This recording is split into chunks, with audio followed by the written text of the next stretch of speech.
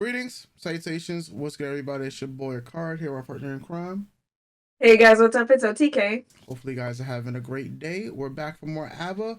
Of course, big thanks to Kimura for another recommendation. This time, it's Super Trouper. Um, Mm-hmm. this is where does this fall in line with your ABBA skill? Or you know what? Maybe I think I need to You stop can't asking you this like until you know what? All right, I will stop asking at, you this at at this until point it yeah, yeah, until the very end, until we've watched everything and yeah. listened to everything. At this point I'm really starting to think maybe my bias might be like album wise, not track wise. Okay. And then I would have to go off that album track wise. I don't like I said, it's very hard for me to pick a number one favorite ABBA song of all time until I re-listen to every fucking thing. Okay. I personally do like their older stuff as opposed to maybe like their first two albums or when they first started making music. Because that's more like Swedish 60s folk music at the very beginning before like they started, really pushing in the 70s and stuff like that. Yeah. But like they got some real good stuff. Like I was just re-listening to Hasta Mañana the other day because it got stuck in my head, and that's for off their like first album or second album. Yeah. But yeah, I'm a pop brat, I'm a disco brat. So obviously I like, from ABBA and Arrival and Voulez-Vous, and then what they do with the Visitors. The Visitors is such a cool experimental early 80s okay, Mm. anyway, yes. Super Trooper. Yeah, super. Super Trooper. It was one of their biggest singles ever. This song you have heard. Everyone has heard this song. Um and it's such a fun song to listen to. Also, I think the lyrics again, very good storytelling as well. And it kind of just makes you like Mhm. this, like, oh, okay, I'm having a good time. Like, thank you, Abba.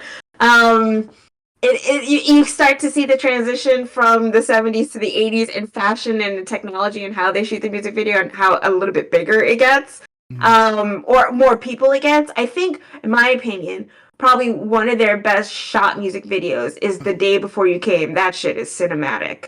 It's a little movie, that one. Mhm. But that comes later, or around this time. Yeah, because I think Super Troopers on the Visitor album. Anyway, Caleb, focus. Yes, the song is great.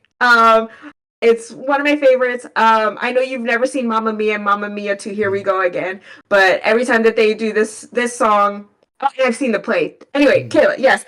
Every time they do this song in those movies, it's still also like they're great covers, and it's a good time watching Meryl Streep sing this song. And yeah, this is, and many people have covered the song as well, and it's probably one of the most well-known ABBA songs globally. Okay. Yeah, sorry guys, sorry, Oh, I oh, love this group. that's all good. Oh, press this play button, jump into Super Trooper, and let's see. Oh my. Super Trooper beams are gonna blind me, but I won't feel blue. So, Like Frida, I always Anjuanita, do. Anjuanita or Anita? Somewhere in the crowd there's Agnetha. Anata, Anata. Luigi, yeah. I'm getting there. I'm I getting. mean, It's just no, it's yeah, okay. We could Google it and we'll just yeah, like break it down because I know I'm yeah, also saying it wrong yeah. sometimes. Like yeah, I like guys. I'm still the noob. Third ABBA song, well, fourth ABBA song ABBA. I was sick and tired of everything when I called you last night from Glasgow.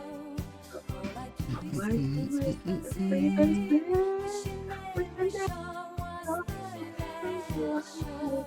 So So imagine I was imagine I was waiting glad to hear you coming. Hey. Suddenly I feel alright.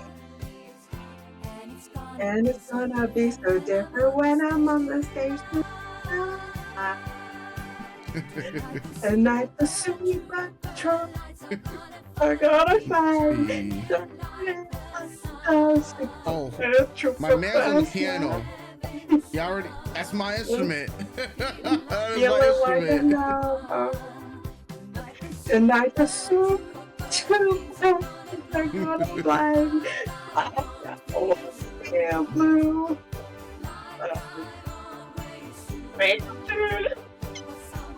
over it's the girl, there's you.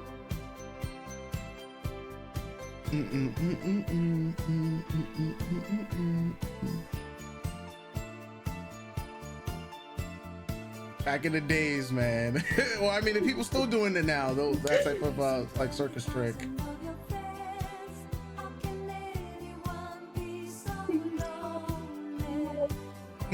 God, it was like together.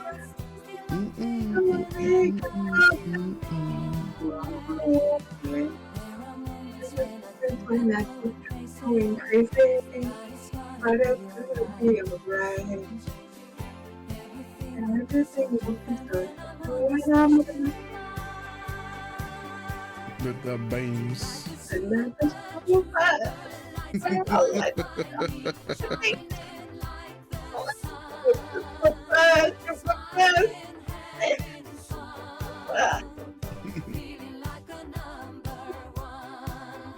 Hey.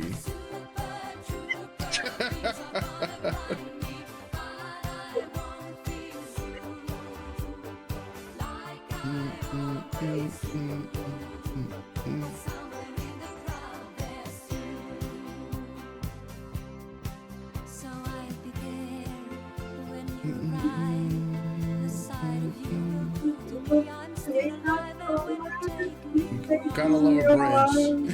and you know, older songs. Bridge don't apparently exist anymore in nowadays music, modern music.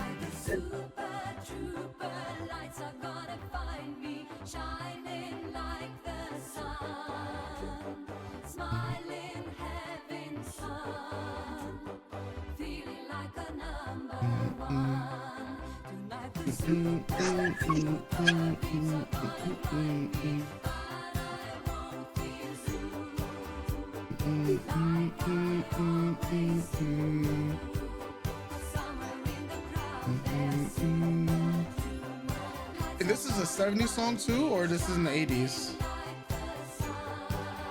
What? What's going on?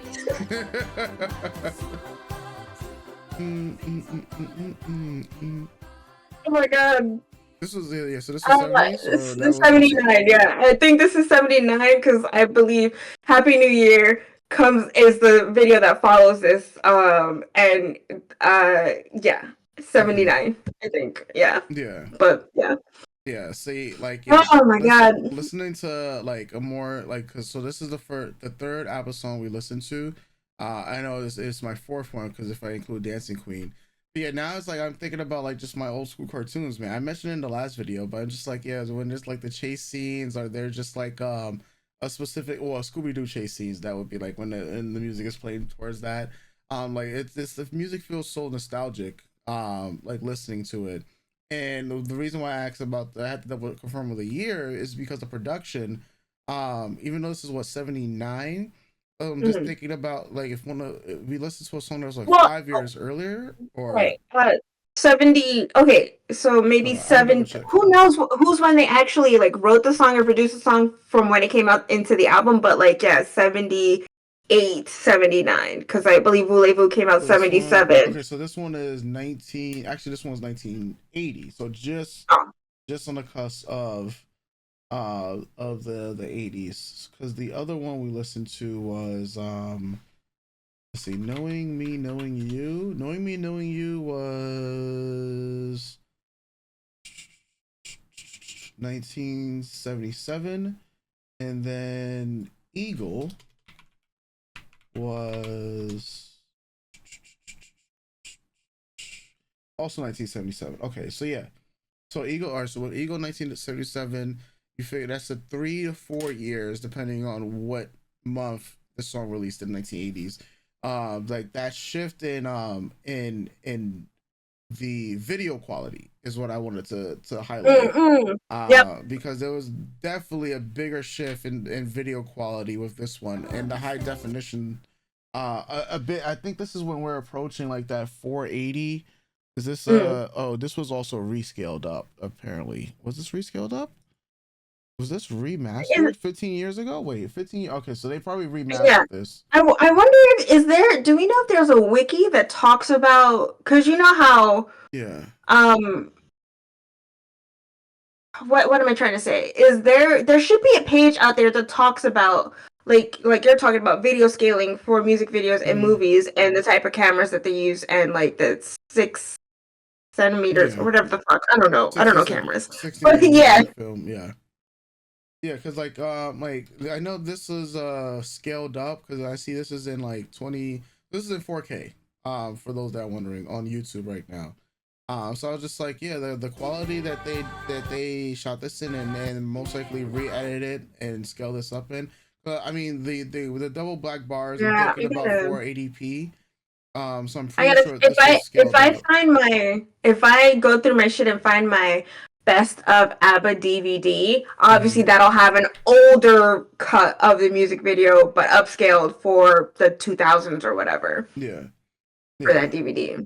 yeah. Because I was just like, but just even without the rescaling, and in the sharpening of the images, like this, the film techniques definitely you can see, like even if you're not an editor, you can see the Mhm. differences between what we saw in Eagle and knowing me, knowing you versus Super Trooper, and just the style differences as well as we're transitioning out of the 70s more into the Yep. 80s now.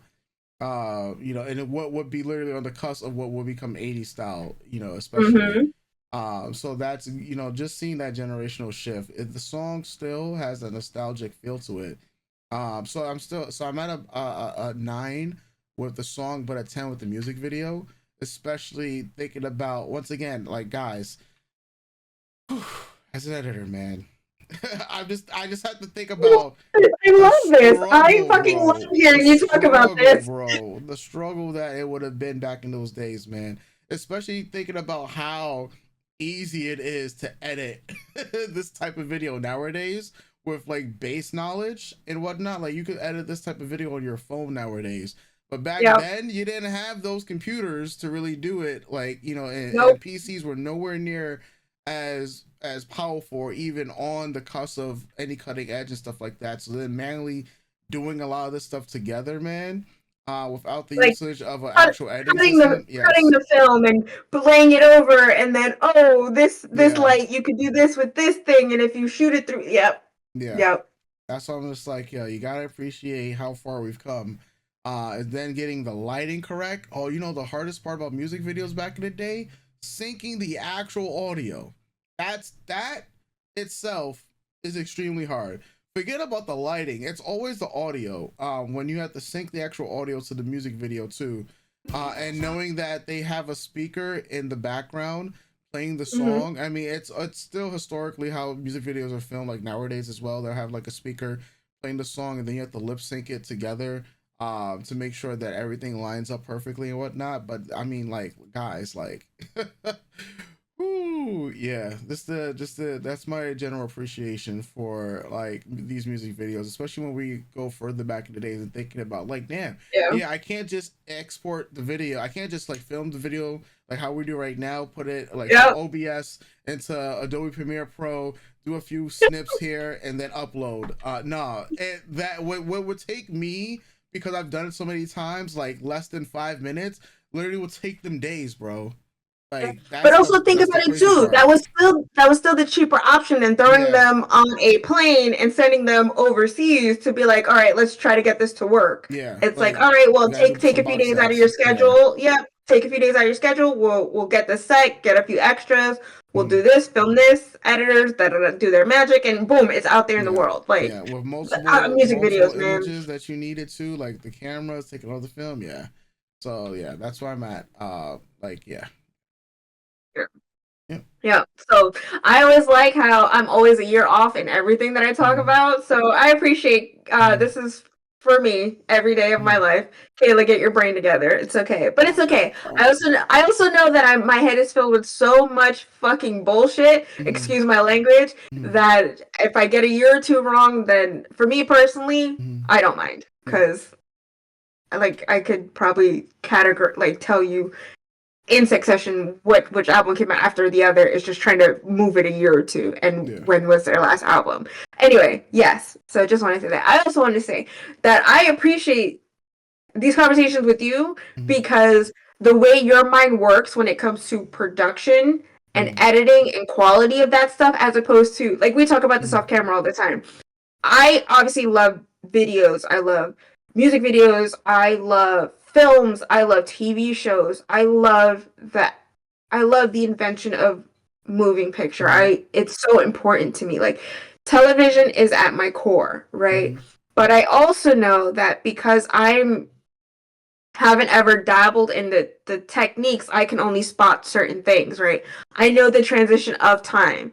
I understand technology in that sense of, watching all this stuff and watching how things have changed and how to gauge when it came out because of fashion and shooting technique, and the way these people tell stories through the camera lens. But hearing you talk about the editing styles and how far we've come, and hearing you talk about your appreciation for it, and also understanding that as well gives you an appreciation for what they were able to do back then and what was able to achieve, and understanding how much work used to go into it as opposed to how, like, and I'm not here to knock anyone about the amount of work that people do for editing, because as we talk about offline, editing is still hard work and it takes a lot of concentration.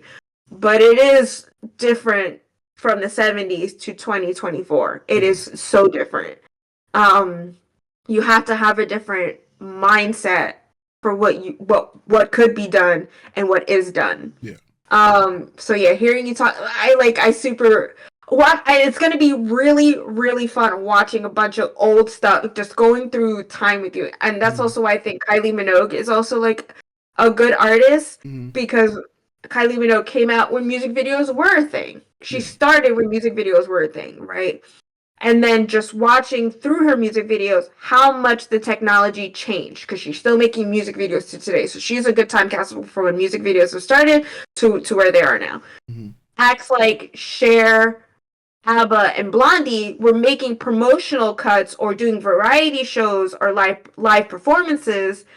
Having those clipped and then put out there is different because it's not a music video, and then going into them making promotional videos, then into making music videos, and then still making music videos to this day. Like ABBA, ABBA themselves, the last music video that came out wasn't ABBA themselves. It's a clips of older stuff, and then they showcase the magic of the ABBA holograms from the ABBA Voyage show, and that music video makes me cry all the time. It's so fucking sweeping and emotional. Oh my god, I still have faith in you. You're so good. But like Cher still makes music videos, and Blondie still makes music videos. Well, at least for their last albums they did. But yeah, liking those acts and then seeing from where this medium started to where it's at now through these acts is so amazing and astounding to me, right? I think that's also why I appreciate artists, older artists, even artists that came out way before my time, and just looking at the difference and also understanding, in talent and production and writing music and writing lyrics, direction, where you want to go, album structure too, era structure, and what it all means, and why I have such a critical eye for things that come out now. So I love you so much, and I appreciate your point of view on these things. Like I learn so much from you, and I get so much joy hearing you talk about this stuff. Like, I know it's joyful for me because I love this artist, and I love the artist that we're watching. I get joy out of that. Obviously you guys see on my stupid little face, but hearing Michael talk about these kind of things and knowing that and it's also a bit self-gratifying too, knowing that my brain is picking up on that stuff, but I don't have the words for it, but you do. So it's like, yeah. But yeah, Super Trooper, 10 out of 10 song, Bias plus 100, because like I can't not, and I know the moves, and I know I'm a fucking geek when it comes to like, I fucking know, like, I know, like, and I know Frida's movements, and I know Agneta's movements, and I know what Benny and Bjorn are doing. Like, I just know, okay, I just studied this shit, okay? I'm very serious about this. Music video, For me, it's like a 9 out of 10. I love this music video so much. It always brings me joy. Lyric content, again, it's a storytelling. It's about being in love with being in love with someone and feeling so down, and then knowing that they're there for you. That love and that person can bring you a refresh, renewed energy that you can get through your day, that you can get through your job. Like, can you imagine touring and just being in front of so much energy, in front of crowds, and not getting any sleep and running on empty, and you feel like you've just had enough, and then that one person who you've missed is like, look, I'm able to come down, I miss you too, and then you're just like, thank you so, like, and then it's that feeling of, I've missed you, I miss home, I miss seeing your face. Because you're there, it's revitalized me, and because you're there, I want to put a smile on your face. I'm going to perform at 200% max, and we're going to have a great time because you're here. Not that I wasn't giving 100%, but now that you're there, I'm giving 200% because I've missed you so much. And I love this fucking song. I love this song. To me, it's a love song. Yeah. It's a performance song. It's telling you a story. It really, fucking, yeah, 10 out of 10, bias plus 100. I appreciate ABBA. I appreciate ABBA so much. I appreciate the production and lyrical stylings of Benny and Bjorn, and I appreciate the musical gift that is Agneta and Frida's voices. Like, I cannot ever. I think on my deathbed, in my funeral, I have a list of songs that I need people playing at my funeral, and there will be ABBA there. Like, there has to be. Yeah, fucking throw that shit back on. We were talking about some serious shit before this song. I was sick and tired of everything, and I'm just like, I'm not. Thank you, ABBA. Oh man. Oh man. I guess on that note, folks, once again, major thank you to Kimura for the recommendation and the request. And we'll be catching you guys for the next episode. You already know. Doses.